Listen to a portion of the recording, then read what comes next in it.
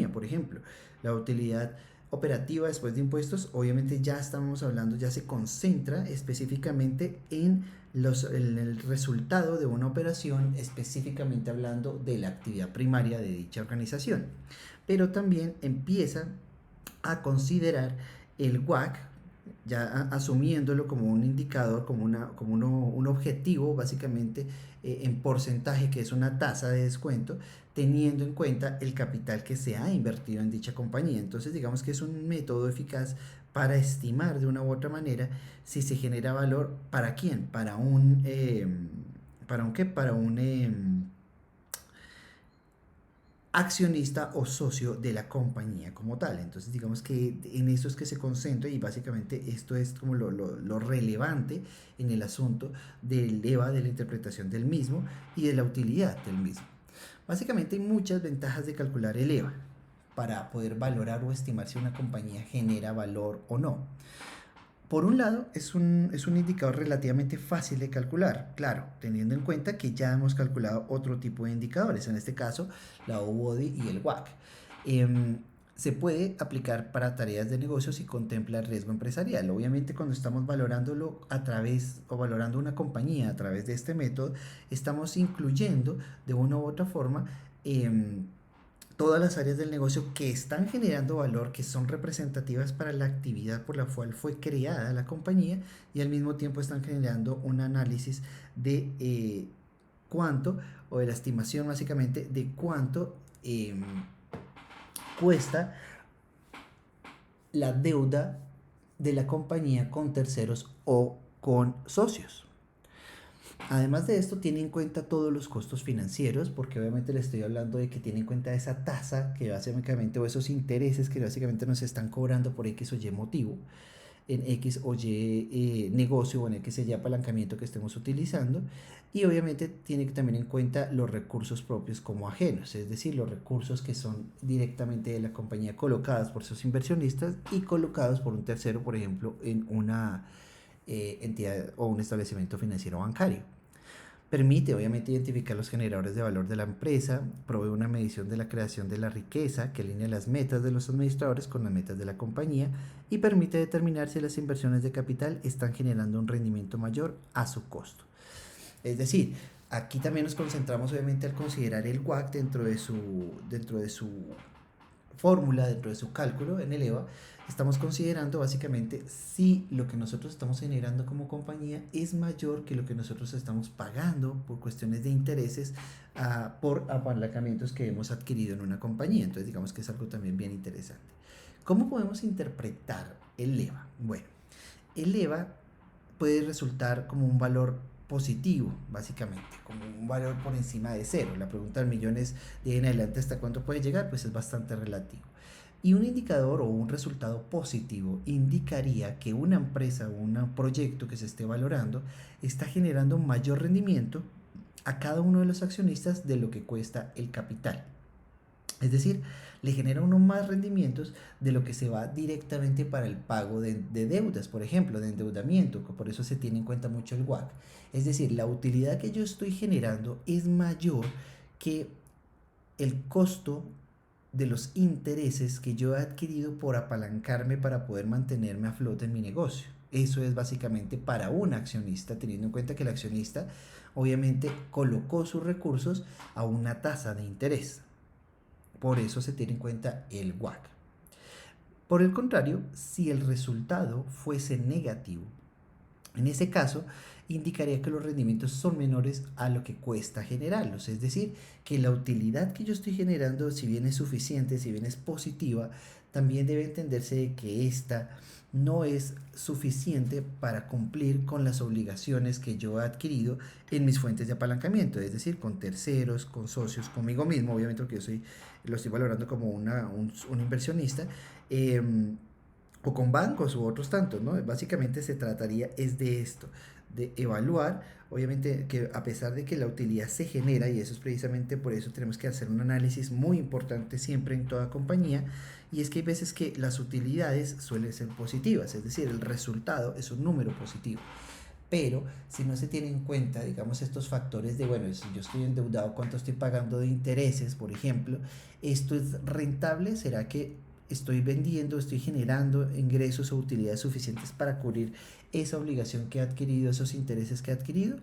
O por el contrario, no está siendo suficiente y básicamente me estoy desgastando, estoy haciendo un esfuerzo, digamos, por mantener al día y viva una compañía que está generando suficientes recursos para vivir, para mantenerse, pero que pues básicamente se me está consumiendo todo en el pago de mis obligaciones adquiridas con terceros, por ejemplo.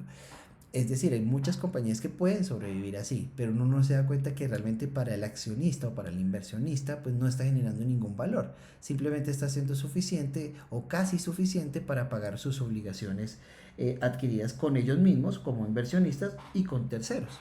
Ahí digamos, la interpretación interesante de este indicador.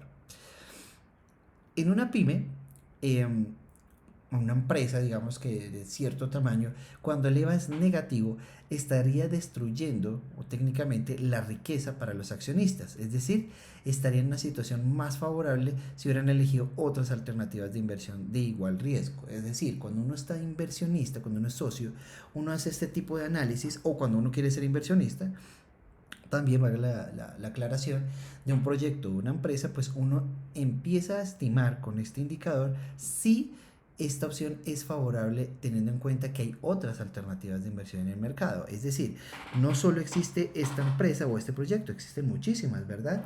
Pero si nosotros invertimos nuestros recursos y estos recursos no son suficientes básicamente para generar un rendimiento o un valor importante teniendo en cuenta todas las obligaciones y los intereses que se deben pagar, entonces lo más probable es que no sea muy viable o no sea muy interesante, digamos, para mí colocar mis recursos en esta alternativa de inversión, básicamente.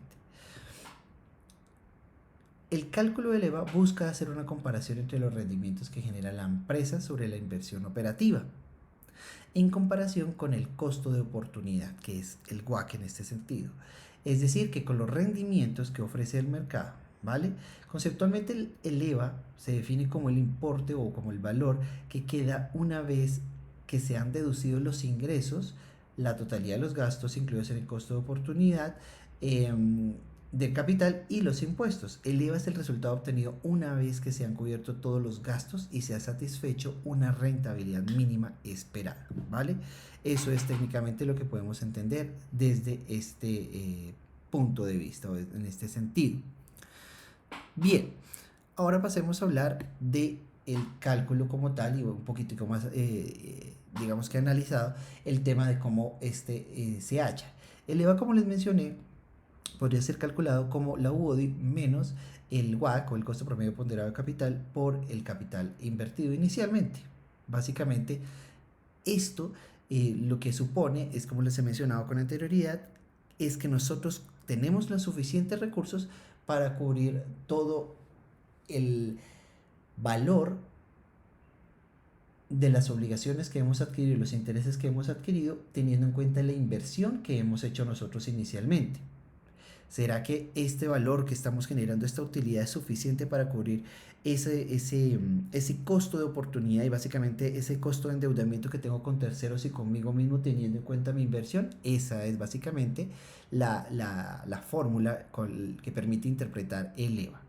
Según esta ecuación, básicamente se puede afirmar que el EVA es el ingreso residual o la utilidad, también podría entenderse, operacional, menos un cargo por el uso del capital, que es el WACC, ese costo de oportunidad que yo tuve que tener en cuenta al momento de invertir mis recursos y que estos recursos van a cubrir por lo menos las obligaciones que hemos adquirido. Una empresa básicamente que tiene una UODI de 500.000 cualquier pesos y un costo de capital y un WACC básicamente del 12% y el capital invertido inicialmente para poder mantener a flote, para iniciar esta operación fue de 2 millones de pesos. ¿Cuál sería el EVA? En este caso, pues básicamente reemplazamos estos resultados de acuerdo a la ecuación previamente vista y encontramos que que el EVA es de 260.000 pesos. En este caso, técnicamente estamos hablando de un un EVA de una compañía, X compañía, que ya está generando un valor positivo.